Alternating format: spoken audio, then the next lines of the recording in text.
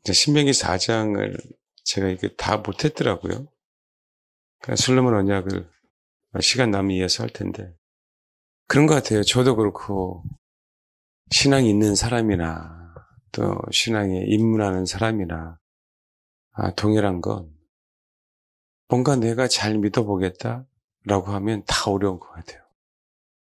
뭔가 내가 잘해보겠다라고 하면, 점점 인생이 힘들어지고 꼬이는 것 같아요. 그 사람의 그 긍휼과 자비, 그 은혜가 우리에게 없으면 할 수가 없죠. 그 율법만 있었다고 한다면 아마 어느 한 영혼도 구원받을 자가 없을 겁니다. 그래서 율법이 아니라 그 은혜, 하나님의 그 은혜에 임할 때 그 기준이라고 하는 부분들이 우리가 선정하는 어떤 부분들이 아니기 때문에 우리 기준은 다 다를 수 있거든요. 사람의 관점이 다 다르잖아요. 그 다음에 겉모습만 볼 수도 있고 또 깊이 볼 수도 있고, 우리가 그 바둑이나 뭐 이렇게 장기 들 때에도 몇 수 앞을 본다 그러잖아요.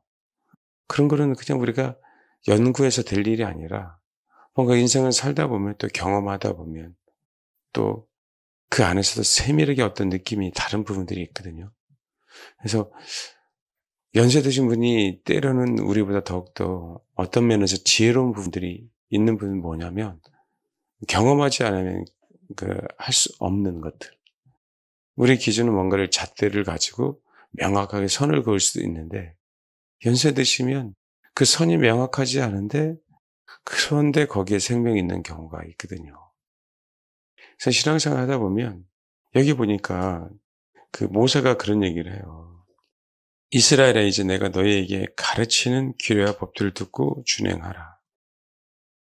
이 얘기는 모든 하나님의 사람들에게, 특히 언약을 베푼 사람들에게도, 특히 솔로몬 같은 경우에도, 다윗 같은 경우에도 항상 그 언약은 일방적으로 하나님께서 우리에게 허락하신 약속이지만, 근데 또 한 가지 문제는 뭐냐면 조건적이라는 거예요. 조건적. 너희들이 나를 섬길 때 그 언약이 이루어진다는 부분들이죠. 항상. 근데 우리는 조건 딱 그러면 그때부터 힘들어지기 시작하는 거예요. 그걸 편하게 은혜 받고 싶고 편하게 축복받고 싶은데, 하나님은 왜 그러시지? 복을 준다고 해놓고 당신의 요구를, 당신의 명령을 준행하라고 하니까요.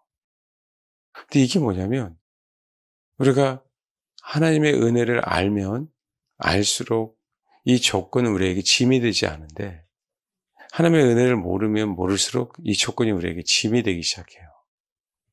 그 얘기는, 우리가 짐이 된다는 얘기는요, 하나님을 내 관점에서 항상 바라보기를 원하는 거예요.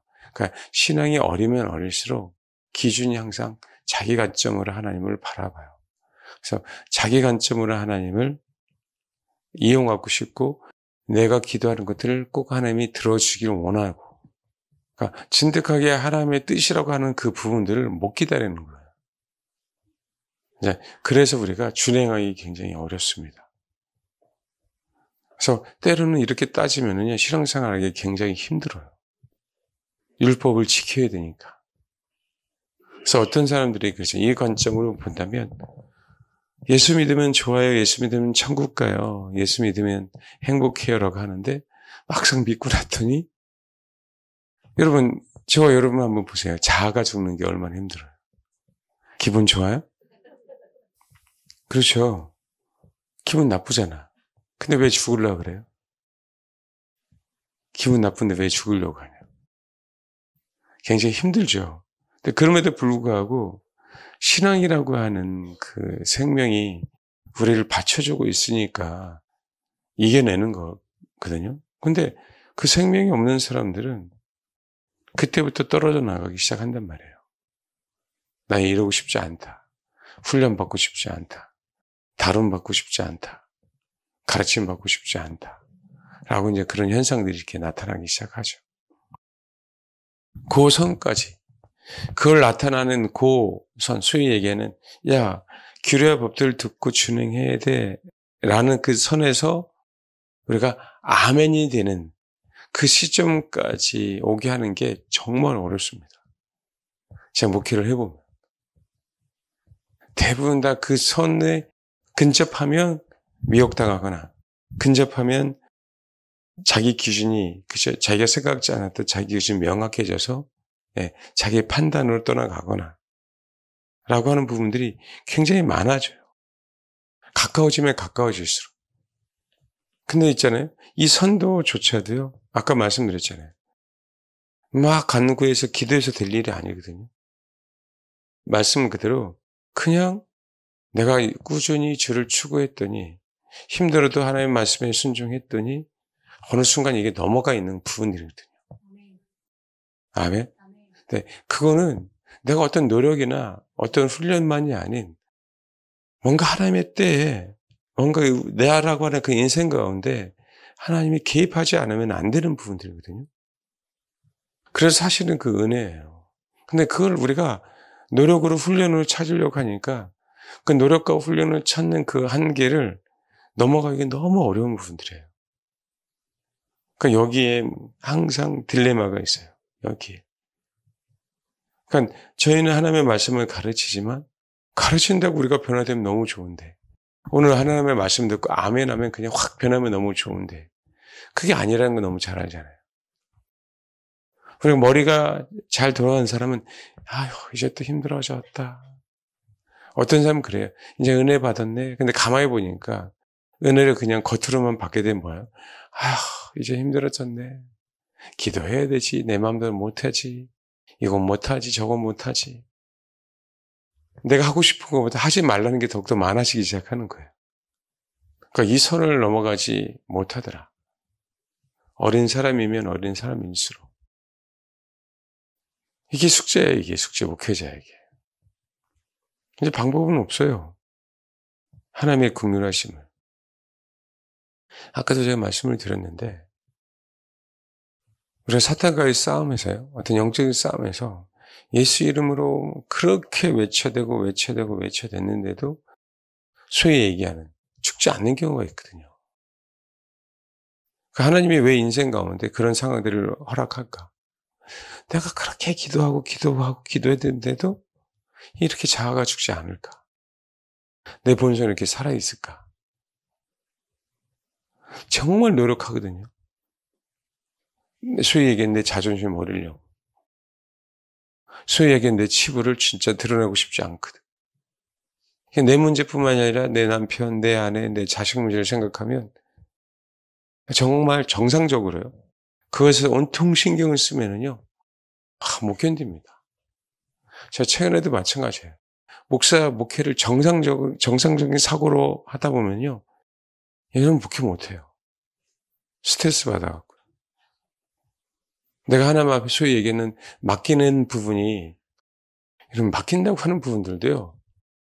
내가 어떤 부분에서 알고 있기 때문에 맡기는 거예요. 그러니까 알고 있다는 얘기는 어느 건 내가 감당할 수 있고 감당할 수 없기 때문에 맡기는 거잖아요. 그렇잖아요. 그러니까 뭔가는 나에게 누군가는 스트라이크를 줘야만 뭐 하는 거예요. 그렇죠. 그때부터 깨닫기 시작하는 거거든요. 그러니까 충격이 안 올 수가 없어요. 항상. 그러니까 그런 상황 속에서 하나님 앞에 우리는 맡기거든요.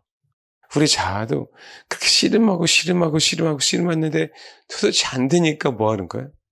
에라 모르겠다 해놓고 그냥 때로는 내가 그렇게 절제한 생활을 했는데 하룻밤에 그냥 내 인생이 확 망가져 버렸어. 근데 있잖아요. 그 다음날 자아가 무너질 때가 너무 많아요. 이게 참 알다가도 모르겠는 거예요. 나는 그렇게 주를 추구했는데도 주님이 나만 안 만나지는 것 같아요. 그러니까 그런 상황 속에 그 내려놓음이라고 하는 부분들이 너무 어려운 거예요. 하나님 은혜는 내가 노력해서 되는 부분이 아니기 때문에 그렇게 애썼는데도 불구하고 은혜가 나한테 임하지 않다가 내가 모르겠다. 나도 모르겠다. 그래. 내가 타락하든 말든 모르겠다라고 그냥 뭔가 내 인생 가운데 그냥 어떤 것을 다 포기했는데 근데 뭐 하는 거예요? 소위 나라고 하는 그 신앙을 내가 그렇게 지키려고 애썼는데 내가 지키려고 하는 걸 모르겠다고 그래서 꼭 타락의 길로 가는 것처럼 그랬을 때 참 신기하게요. 그때 하나님의 자비가 임할 때가 너무 많은 거예요. 이 목회도 똑같고요. 우리 신앙도 똑같아요, 여러분. 규례와 법들을 듣고 준행하라라고 하는데 이스라엘 백성은 이게 돼야 안 돼요. 그럼 우리도 안 되는데 이스라엘 백성도 안 되는 거예요. 계속 부담만 옵니다. 계속 부담만. 근데 선지자들은, 지도자들은 계속 이 얘기를 해요. 이렇게 신앙생활을 해야 된다라. 당연하죠. 이렇게 가르치지 않으면 안 되니까. 근데 백성들은 부대껴요. 여러분 여기 신명기는 이제는 40년간 그렇게 귀가 닳도록 들었는데도 안 됐거든요. 근데 봐봐요. 이스라엘 백성들 가나안 땅에 가서 또 안 합니다. 또 안 하잖아요. 근데 모세는 알면서도 또 가르쳐요. 왜 그럴까요? 왜? 여러분 요즘에는 더 사단은 메시지를 그렇게 사용하는데 요즘에는 아주 심각합니다. 그러니까 가요 같은 게 이제는 소위 얘기하는 얘네들의 목표가 사람을 타락시키는 거잖아요. 옛날에 서태지 나왔을 때 거꾸로 돌리면 그런 얘기가 많이 있었죠. 근데 여전히 그것도 동일하게 유효합니다. 거꾸로 돌리면. 특히 뮤직비디오 같은 데 보면 뭐 지금 대놓고 하잖아요. 대놓고 인신제사, 대놓고 그죠? 일루미나티 사인드, 대놓고 사탄 숭배하는 부분들 굉장히 많잖아요. 특히 여러분 이스만 씨가 자기 회사나 자기 영혼을 SM이 팔아서 그래요.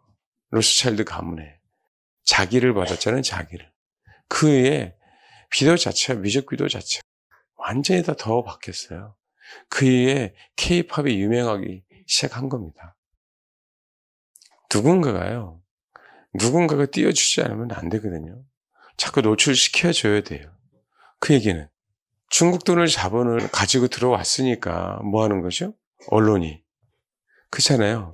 자기 편을 띄워줘야 되잖아요. 그런 점은 똑같습니다. 그래서 자꾸 노출시키는 거예요, 사단이요. 근데 옛날에 디즈니 같은 경우에도 만화 같은 경우에도 순간 그 그림 속에 별 이상한 걸 다 집어넣잖아요. 요즘에는 아이들 애니메이션 안에도요. 그렇게 집어넣습니다. 표현된 부분들은 그냥 동심을 얘기하는데 그것을 거꾸로 돌려버리면 진짜 별희한한 내용들이 너무 많거든요. 근데 참 마귀는요. 그걸 사용하는 거예요. 한 번 듣지 않고 100번 듣고 1000번 들어. 그러면 메시지가 들어가는 거예요. 뭐가 하냐면 겉으로는 A인데 뒤로는 B가 들어가겠죠. 그럼 우리 안에 나도 모르게 의식이 있고 무의식이 있잖아요. 그렇죠? 무의식, 내가 생각하지 않는 느낌들, 감정들, 그 부분들이 뭐 하는 거예요? 그러니까 우리 서당계 3년이면 풍어를 얻는다는 게 그 얘기예요. 서당계도 3년 동안 듣는다는 거지, 하늘전 따지를. 그럼 어떻게 돼요? 걔도 자기도 모르게 그게 알고 인식한다는 거죠. 마귀가 하는 수법이 그거예요. 각종 영화나 특히 이제는 뮤직비디오나 청소년들 얘네들은 겉으로 보면 아닌 것처럼 보이지만 거꾸로 돌리면 사단 숭배하는 부분들이 굉장히 많아요. 인신제사, 각종 전시한 심벌 같은 것들 다 숨어져 있고요.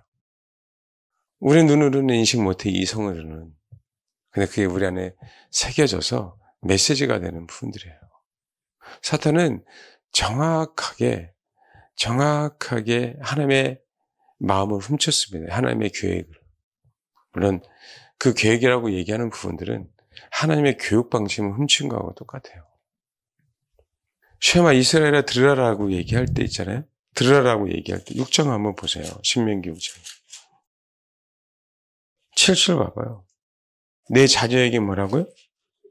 부지런히 가르치는 거래요. 집에 앉았을 때든지 길을 갈 때든지 누워있을 때든지 일어날 때든지. 아이들이 얼마나 힘들까요? 그 문화 속에 자라지 않으면 너무 힘들어요, 이게. 만약에요, 아이들이 이 문화 속에 있다면 이게 어렵지 않거든요. 근데 여러분, 지금 우리가 일부러 옛날에 포켓몬 그 카드 그 얘기하길래 그 포켓몬 카드 그 사실은 귀신이잖아요. 너 귀신 나오고 귀신 쫓아내야 되고 그런 얘기를 했거든요. 근데요, 온통 유치원이든 학교든 아이들 다 그걸 원합니다.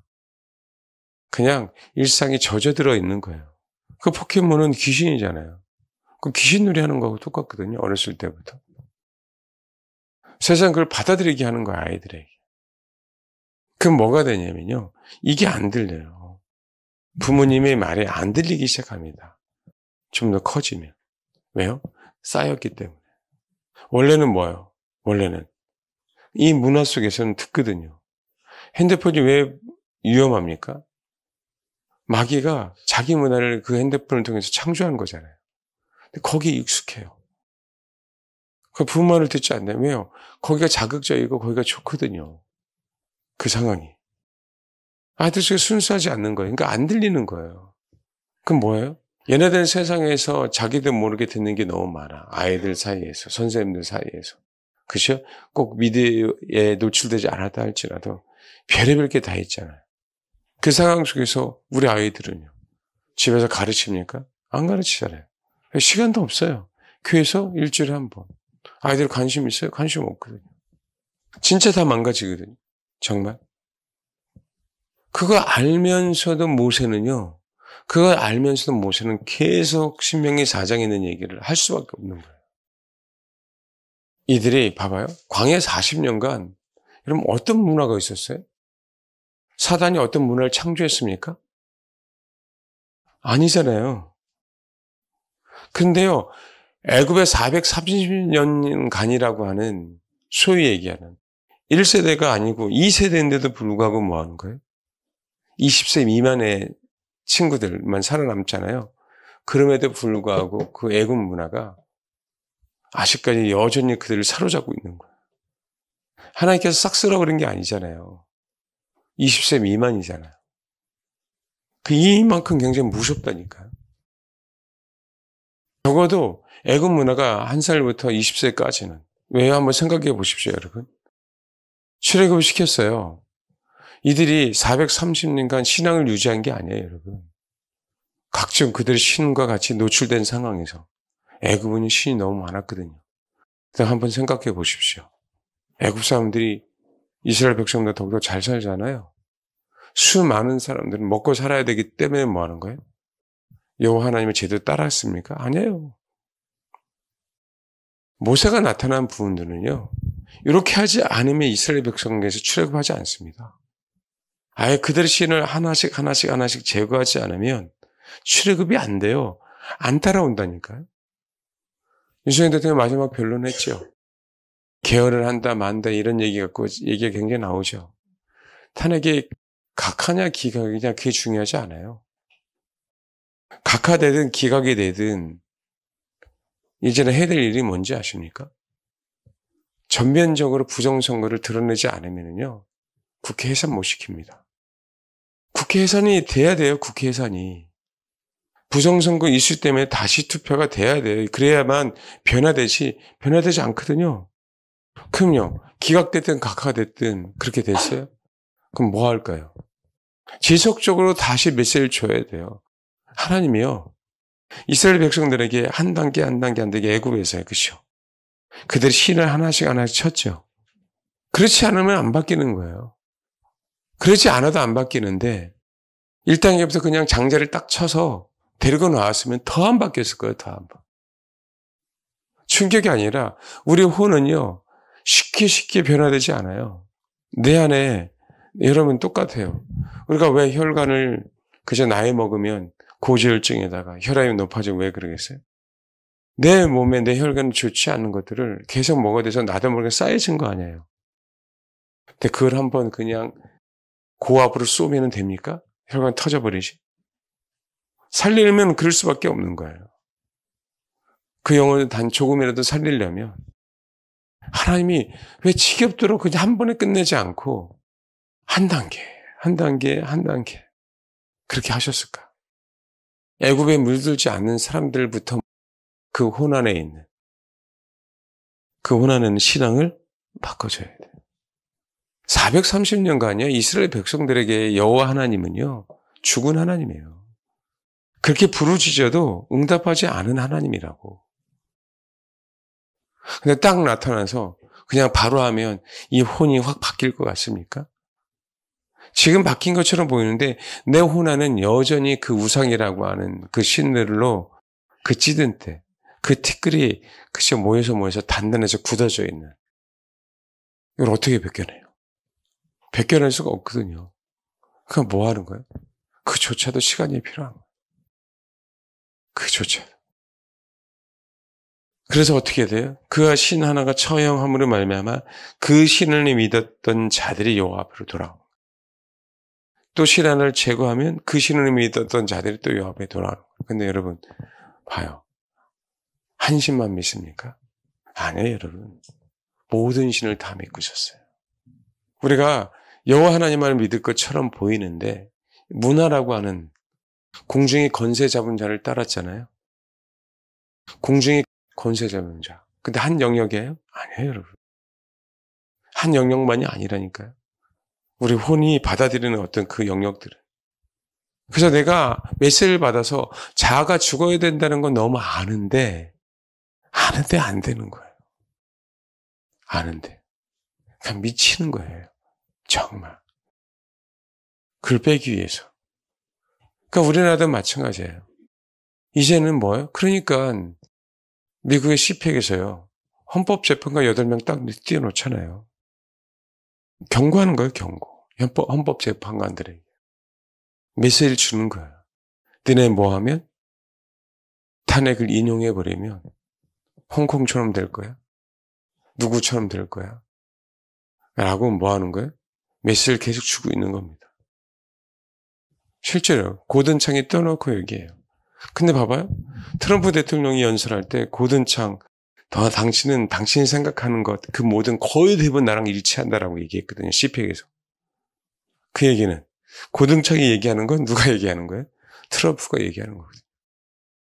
믿으라고 얘기하는 부분들이 아니라 이제는 봐봐요. 인식이 조금 전환이 됐어요. 근데 여전히 아직도 뭐한 거예요? 여전히. 아직까지 여전히 사람의 의견이 다 달라. 소위 우파라고 하는 사람도 다 달라. 이거가 될 일이 아니라니까요. 탄핵이 기격이냐 각하냐 그게 중요한 게 아니에요. 우리나라가 새롭게 되려면요. 새로운 인물들이 생겨나요. 새로운 인물들이. 다윗 언약하고 솔로몬 언약에서 차이점이 뭐냐면 새로운 인물들이에요. 그중에 새로운 인물 중에 가장 위대한 인물 중에 하나가 분하야 합니다. 다윗 시대에 있었지만 솔로몬 때 확실하게 부각이 돼요. 마찬가지로 새로운 인물들이 나와서 새롭게 변화되지 않으면 안 되는데 그러려면 뭐 하는 거예요?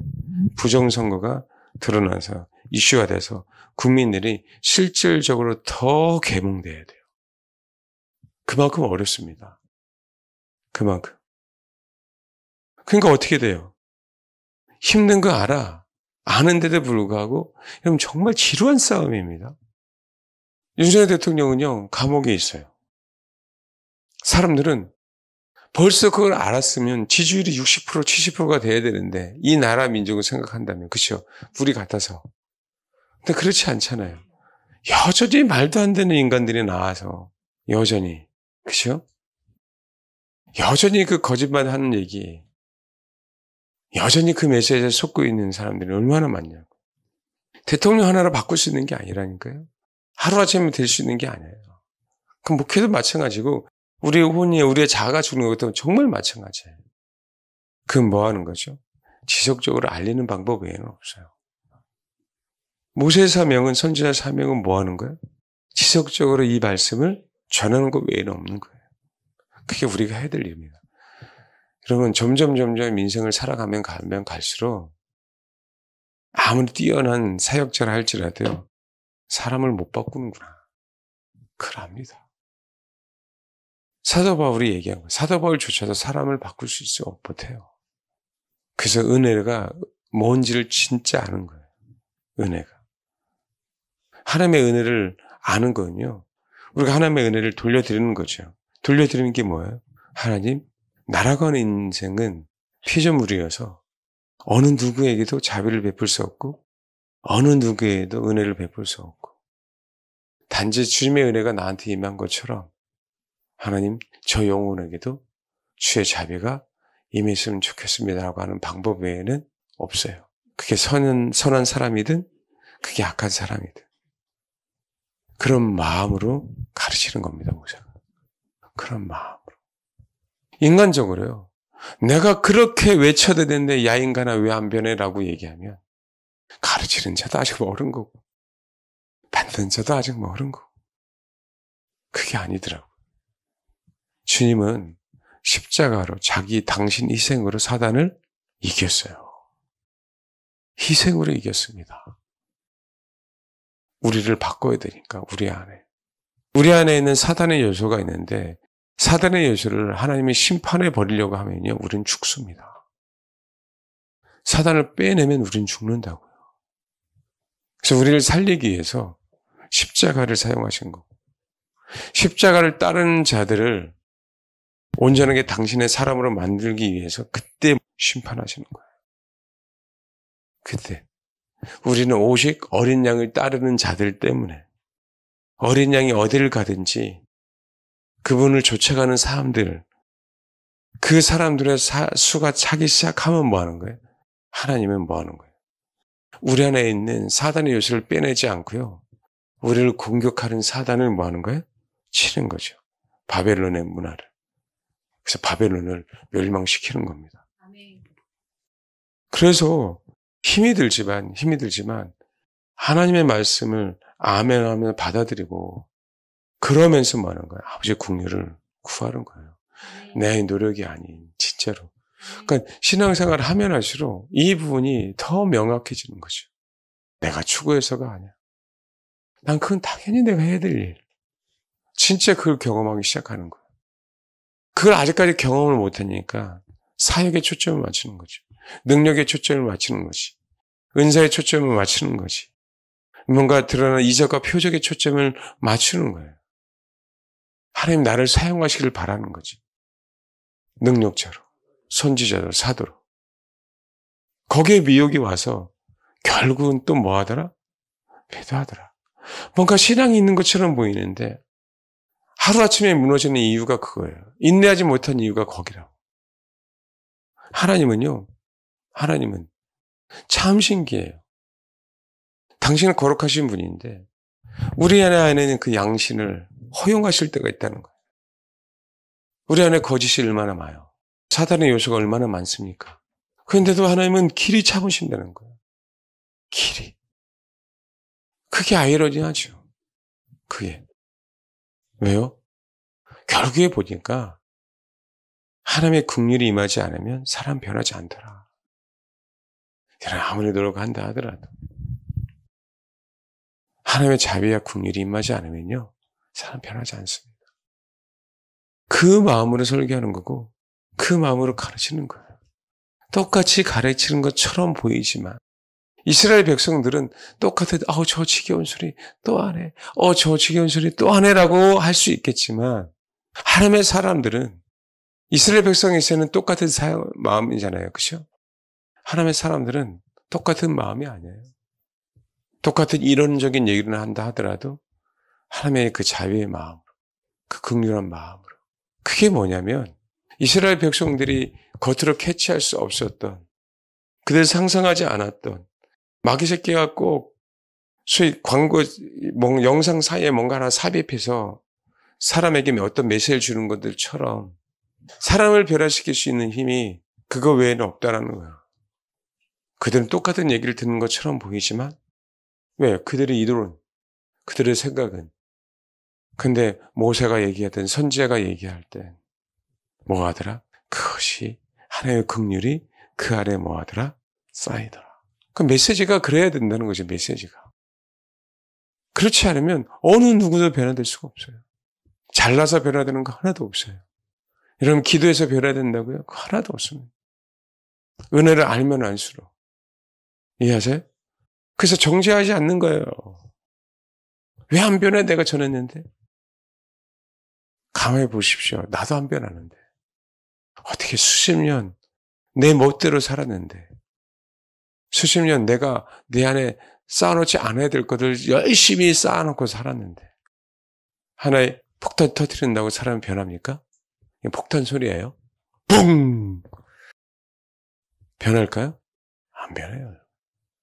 그 순간 살려주세요 하고 평화 시대가 오면 뭐 하는 거예요? 다시 뭐 하는 거예요? 다시 내 본성에 나오는 거죠. 그래서 한편으로 인간적으로 생각하면 인생이 굉장히 힘들어요. 목회도 굉장히 힘들고. 하나님의 자비와 긍휼을 알고 구하고 그 관점으로 본다면 나의 노력이 아닌 아버지의 은혜로 되는 부분들이라 우리가 해야 될 일은 여기까지 하고 아멘하며 갈 수 있는 부분들입니다. 여러분 자녀들도 마찬가지예요. 여러분 남편을 위해서 기도하는 것도 마찬가지. 아내를 위해서 기도하는 것도 마찬가지. 우리가 배울 수 있는 건 이걸 배워야 되는 거예요. 내가 긍휼을 베풀 수 없는 이 인생이 혹 하나님이 내 중심으로 하시고 내가 말할 때 당신의 긍휼을 흘러갈 수 있다면 우리는 그걸 소망하고 우리는 그걸 기대하고 뭐 하는 거예요? 신앙생활 하는 거예요. 신앙생활. 그래서 이스라엘 백성은 모르지만 모세는 그 얘기를 하는 거죠. 이론적으로 고리타분해요. 규례와 법도를 듣고 준행하라. 근데 봐. 준행이 돼요? 안 돼요. 안 돼요. 여러분 6장에 보면 우리 자녀들 뒤에 DTM 애들 한번 봐봐. 오래간만에 엄마랑 백화점 가려고 그러는데 그래서 오래간만에 백화점 가려고 그러는데 차에서부터 시작해서 백화점 갈 때까지 길에서 가르치라고 하니까 맨날 그러고 오래간만에 집에 앉아서 게임도 안 하고 이제 내가 또 가만히 앉아서 좀 쉬고 좀 밥을 먹으려고 했더니 집에 앉아있을 때에도 가르치라고 그러고 오래간만에 피곤해갖고 그냥 누워있는데 누워있던 이놈의 자식아 일어나 맨날 잠자지 말고 그때도 가르치라고 그러고 오래간만에 내가 푹 자꾸 딱 일어나서 기분 좋아서 좋은 꿈 꾸고 딱 일어났는데 그때 일어날 때 또 이 얘기 가르치고 짜증 안 날까? 여러분 만약에 입장을 바꾸면 이거 굉장히 힘들어요. 그럼 거꾸로 야 이놈의 자식아 나는 짜증 안 나는지 아냐? 듣지도 않는 놈 내가 맨날 속에 경했듯이 내가 이렇게 얘기하면 나도 짜증 난다. 부딪히죠. 여러분 그럴 수밖에 없는 구조라니까요. 근데 그것도 어떻게 해야 되는지는 부지런히 졸졸 쫓아다니면서 가르쳐야 돼요. 졸졸 쫓아다니면서. 이게 쉐마예요. 이스라엘아 들으라. 네가 하나님을 사랑한다면 이렇게 해야 된다는 거예요. 부모요. 여러분 이거는 정상적인 혼을 갖고 있으면 정말 괴롭습니다. 아이들도 부모도. 그런데 가르치래요. 10계명 짜증 안 납니까? 계명 그 지키래요. 그래서 여러분 율법은 우리를 구원시킬 수 없는데 주님은요 율법을 완성하셨어요. 율법의 마침이 누구예요? 주님이래요. 근데 율법을 폐하러 오셨어요? 아니에요. 율법을 완성하러 오셨습니다. 누가 알았어요? 모세가 알았어요. 누가 알았어요? 선지자들이 알았어요. 율법의 완성이 무엇인지. 율법의 완성이 뭐예요, 여러분? 율법의 완성이. 예수님이 율법을 완성해 놓으셨잖아요. 그 율법의 완성이 뭐냐고. 끄덕이지 마시고 그냥 대답해요. 뭐예요? 네, 십자가예요. 긍휼입니다, 긍휼. 그 율법의 완성이라고. 그러니까 우리가 어느 누구 변화되지 않는 영혼, 남편, 아내, 교우, 성도 다 똑같다라는 거죠. 우리는 그냥 이론을 얘기한 것처럼 보이지만 하나님의 판단은 전혀 우리랑 다를 수 있다. 그래서 우리가 정말 은혜를 알아야 되는 이유도 거기 있는 거고 우리가 그걸 알면 알수록 저 사람이 변했네 안 변했네 이게 중요한 게 아니라 하나님의 긍휼이라고 하는 그 메시지가 나를 통해서 흘러갔으면 그래서 끝나는 거예요. 왜? 그런 마음으로 내가 한 것뿐이지 그 사람에게 얼마가 흘러나가고 나가는 건 중요하지 않다. 때가 되면 그러니까 뭐 하는 거죠? 탕자가 돌아오는 거예요. 아버지의 마음을 알기 시작하는 거라. 우리 자아라고 하는 그 본성도 마찬가지예요. 그럴 때 죽는 거지 책을 읽어서 죽지 않습니다. 기도를 많이 해서 죽지 않아요. 그러면 책 읽지 말고, 좋은 책, 성경 읽지 말고 기도하지 마요? 아니, 해야 되거든요. 그 하는 과정 속에 하나님, 나라고 하는 이 인생, 이 자아가 죽지 않으니까 여러분 스스로가 진짜 선한 사람은요, 자기 자신을 판단하는 사람들이 굉장히 많아요. 안 죽는 겁니다, 그래서. 나라고 하는 내 영혼아 여호와를 송축하라 그랬잖아요. 호나, 내가 너에게 하나님의 긍휼을, 하나님의 자비를 경험하게 하고 싶어. 하나님의 자비의 긍휼이 내 호나 너에게도 들어가기를 원해. 내가 기도하는 것. 그렇게 우리가 기도하지 않지만 하나님의 자비, 하나님의 긍휼을 아는 자들은요, 그걸 알길래 자기를 판단하지 않아요. 그걸 알기에 자기를 치지 않습니다. 아주 자연스럽게. 그걸 알아가면 알아갈수록 정죄감이 그래서 뭐 하는 거예요? 적어지기 시작하는 거예요. 자기 정죄가. 자기 정죄가 의로운 것처럼 보이죠? 예. 내가 뭔가를 더욱더 하려고 하면 할수록 자기 정죄는 더욱더 많아집니다. 남의 정죄만이 아니에요. 남을 정죄하는 것뿐만 아니라 결국 누구도 정죄하더라? 자기 자신을 자기가 정죄하더라. 이것도 속는 거예요. 왜요? 나라고 하는 자신도 내가 아무리 의롭게 된다 하더라도 나를 구원할 수가 없어요. 나라고 하는 자신도요, 내가 그렇게 주를 추구해도 나의 구원은 그분의 은혜예요. 그분의 긍휼이라고. 이걸 알아가면 알아갈수록 우리가 미혹당하지 않는 것이요.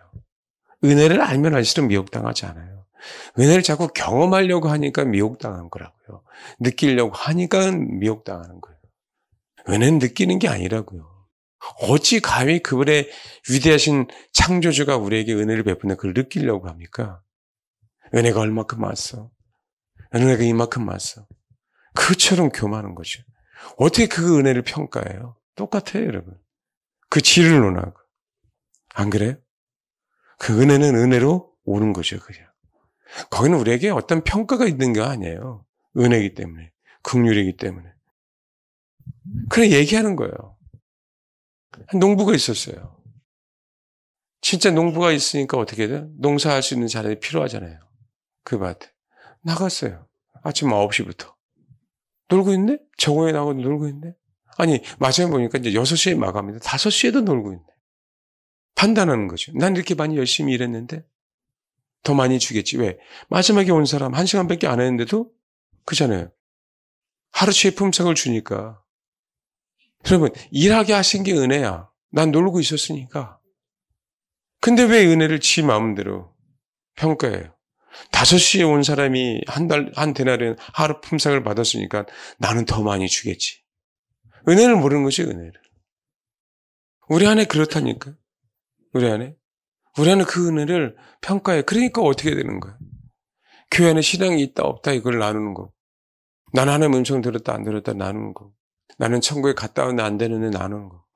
은혜가 있냐 없냐 그걸 가지고 나누는 거지. 뭘 지가 한 게 뭐가 있다고.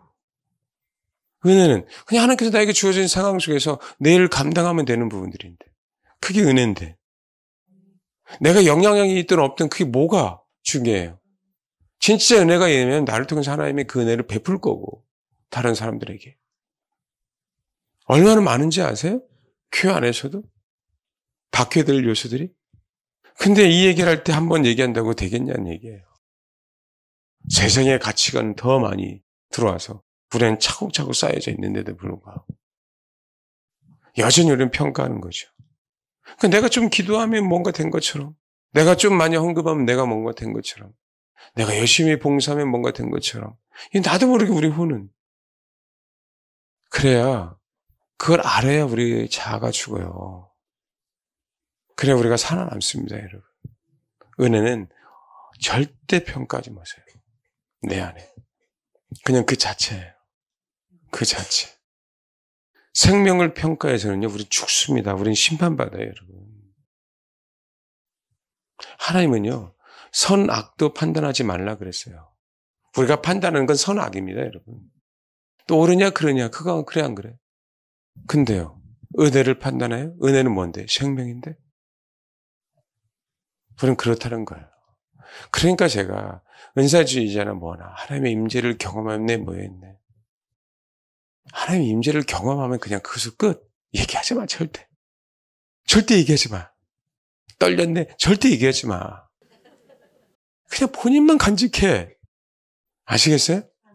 제가 가끔 메시지 전할 때 제발 정말 제가 그냥 내 힘으로가 아니라 진짜 하나님의 감동으로 이렇게 하려고 하고 있으니까 여러분 좀 이렇게 좀 깨달으세요라고 제가 이렇게 표현하는 어떤 부분들이지 그럼 뭐 할 거예요? 그냥 집에 가면 사라져 있는데. 오늘 좀 어려운 얘기 하죠. 그렇지 않아요? 할렐루야 수준이 높아졌어요. 감사드립니다. 아시겠죠? 모세나 선지자나 어느 누구도 다 율법을 얘기하고 이론을 얘기한 것처럼 보이셔요. 듣는 사람들은. 그렇지 않다. 우리들도 뭐 해야 된다? 그렇지 않아야 된다는 거예요. 그렇게 하려면 우리에게 뭐가 필요하다? 은혜. 그분의 자비. 그를 긍휼하심. 이게 간직되어 있다고 한다면 우리는 어느 누구도 평가하지 않고 어느 누구도 판단하지 않고 정말 판단하다 왜 심판을 받냐면 생명을 자기가 판단하기 때문에 심판받습니다. 여러분 성령 해방죄라고 얘기할 때 우리가 보통 예배를 방해하는 거 성령 해방죄라 그러잖아요. 여러분 그렇지 않아요. 그것도 맞아요.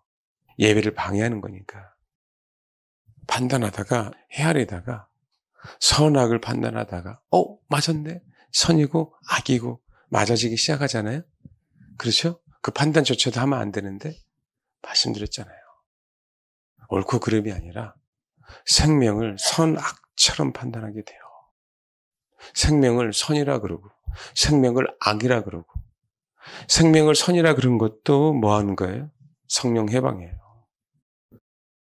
그래서 우리 인생 가운데 판단이라고 하는 그 자체, 선악을 판단하는 것조차도 우리는 있으면 돼요, 안 돼요? 안 되는 거예요. 마귀가 무저갱에 영원토록 들어갈 수밖에 없는 부분들이 뭔지 아세요? 이들은 생명을 선악으로 포장하잖아요. 생명을 뭐로 포장해? 선악으로. 그러니까 정반합이에요, 여러분.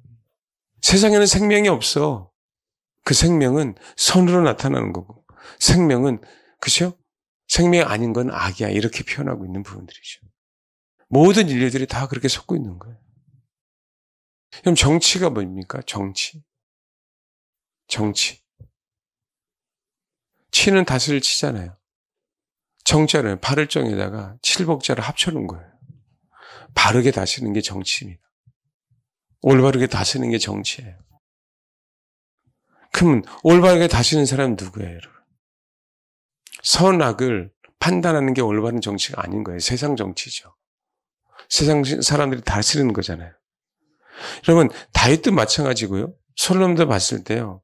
언약의 핵심이 뭔지 아세요? 네가 백성을 제대로 다스릴 때 그 언약이 성립돼요, 여러분. 잠깐 남았으니까 이거 봐봐요.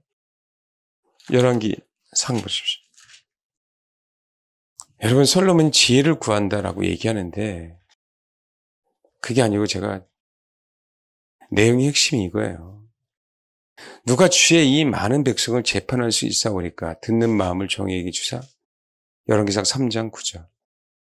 주의 백성을 재판하여 선악을 뭐라고요? 분별하게 하옵소서 그렇잖아요. 봐요, 여기 봐봐요. 뭘 분별해요? 누구? 듣는 마음을 정의에게 주사 주의 백성을 재판하여 그래요. 그렇죠? 재판한다는 얘기가 뭐예요? 다스린다는 거예요. 여기 봐봐요. 역대하죠. 솔로몬의 기도가 여기 1장 10절에 1장 10절 이제 주는 이제 내게 지혜와 지식을 주사 이 백성 출입을 하게 하옵소서. 이렇게 많은 주의 백성 누가 능히 재판하리이까. 그렇죠? 하나님 솔로몬이 이르시되 이런 마음이 있어 내게 있어 부나 재물이나 영광이나 원수의 생명을 멸하기를 구하지 아니하며 장수도 구하지 아니하고 오직 내가 내게 다스리게 한 내 백성을 재판하기 위해 뭘 구했어요? 지혜와 지식을 구하였으니 그래요. 오직 내가 내게 다스리게 한 백성을 위해서 지혜와 지식을 구했어요. 다스림의 다스림. 누구를요? 백성을요. 그렇기 때문에 하나님이 뭐라고? 지혜와 지식을 주고 부와 재물도 주고 영광도 주리니 이렇게 나와요. 솔로몬의 시작이 언약이 여러 가지 조건이 많이 있어요. 그 가운데 하나님 내가 하나님처럼 다스리고 싶어요. 하나님처럼. 하나님 나에게 왕으로 허락하셨는데 내 아버지처럼 다스리기를 원하고 하나님처럼 다스리기를 원해요. 이게 솔로몬의 마음입니다. 그럼 여러분 모세가 그런 거죠. 야 규례와 율례를 지켜. 그건 여호와의 명령이야 라고 얘기할 때 하나님 그들을 다스려 주세요라고 하는 거예요. 그렇지 않고 그들에게 자비를 주사 은혜를 주사 그들을 다스려 주세요라고 하지 않으면 뭐예요? 내가 그들을 변화시킬 수 없기 때문에 그 얘기가 나오는 거예요. 그러니까 우리는 어떤 것이요? 아버지의 긍휼하시는 그 마음으로 그렇게 뭐예요? 가르치는 거고 그렇게 선포하는 거고 그게 생명이에요. 사람들은 선악을 구분하고 난 다음에 생명이 뭔지를 알아요. 사람들은 생명과 선악을 먼저 구분하는 게 아니에요. 근데 마귀 새끼는 거기서 딱 멈추게 하는 거죠. 바르게 함이 우선이라고요. 바르게 함이. 우리는 선악을 판단하기 위해서 신앙생활하는 게 아니라 선을 추구하되 그 선에 멈추지 않고 생명을 그 선 안에서 취하는 법을 배워야 된다고요. 근데 마귀는요. 좋게 포장해서 선으로 뭐 하는 거예요? 끝나게 하는 부분들이죠. 그래서 여러분 말씀을 모세가 선자들이 하나님의 명령을 준행해야 돼. 규례와 율례를 준행해야 돼 라고 얘기할 때 뭐 하는 거예요? 그렇죠. 솔로몬처럼 다윗처럼 어떤 행위를 하고 있는 거예요? 정치 행위를 하고 있는 거예요. 다스리는 하나님의 말씀으로. 그게 신약에 있어서 가르치는 은사라고 얘기합니다. 그럼 어떤 마음으로? 주님의 긍휼하신 그 마음. 율법이 아닌 선악이 아닌 생명으로. 그거 외에는 없다. 자, 여러분 혹시 주변에 변해야 될 영혼들이 있다면 혹시 또 여러분뿐만 아니라 자신이 변해야 된다고 한다면 항상 이 마음이 내 마음 안에 이 전제가 있어야 돼요. 그들은 분명하게 이거 또 꼰대가 얘기하네 라고 얘기할 수 있어요. 그들은. 그러나 뒤에 숨어있는 하나님의 긍휼을 기대하라. 사단이 세상에 숨겨놓은 메시지가 있잖아요. 아까 얘기하는 노래나 영화나 광고나 그걸 통해서 더욱더 타락시키죠. 애니메이션 같은 경우에도 선한 것처럼 보이지만 그런 것들처럼 그 사단이 하나님의 마음을 흉내내는 거하고 똑같다. 항상. 우리가 이스라엘 백성들이 종교인들이 율법을 율법으로 해놨기 때문에 율법이 뭐예요? 마태복음 5장 38절. 예, 읽겠습니다. 시작. 나는 너에게 이르노니 악한 자를 대적하지 말라.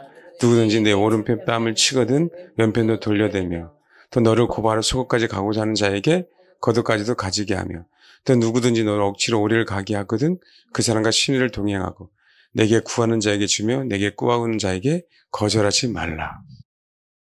옛날엔 눈은 눈으로 이는 이로 갚으라 그랬어요. 그렇죠. 율법이니까. 근데 생명은 긍휼은 그렇지 않다는 거죠. 그 마음으로. 우리가 해줄 수 있는 건 이렇게 못한다 하더라도 그렇잖아요. 심리를 못 갖다 할지라도 우리가 자녀들에게 가르칠 때 우리 남편에게 사랑을 베풀 때 순종할 때 하나님 아버지가 나를 긍휼히 여겨주신 것처럼 나도 내 그 긍휼이 내가 아닌 아버지가 긍휼을 베푸시는 그 긍휼하심이 내가 말할 때 율법을 얘기하는 게 아니라 율법 이면에 하나님의 긍휼하심이 임했으면 좋겠습니다. 이제 이 마음으로 해야죠. 우리가 이거 이제 더욱더 깨달아 갔으면 좋겠고요. 이 마음으로 사람을 대했으면 좋겠고, 이 마음으로 기도했으면 좋겠고, 그럴 때 우리가 진짜 하나님을 아는 거예요. 그 은혜를, 그 긍휼하심을. 정말 그러길 소망합니다. 기도하겠습니다. 아버지, 우리의 본성이 아닌 나를 긍휼히 여겨주신 것처럼 내가 말할 때 아버지의 자비와 긍휼과 그 은혜가 흘러가게 하옵소서. 소망합니다. 선악을 판단한다고 좋아하지 않게 하시고 선악을 분별한다고 좋아하지 않게 하시고 내가 말할 때 나도 모르는 사이에 생명이 흘러가서 그 대상자들이 하나님의 긍휼을 경험하게 하옵소서. 여러분, 잔뜩 이 긍휼한 마음을 가지고 기도하시면 됩니다. 그 은혜를 마음에 품고 기도하세요. 기도하겠습니다.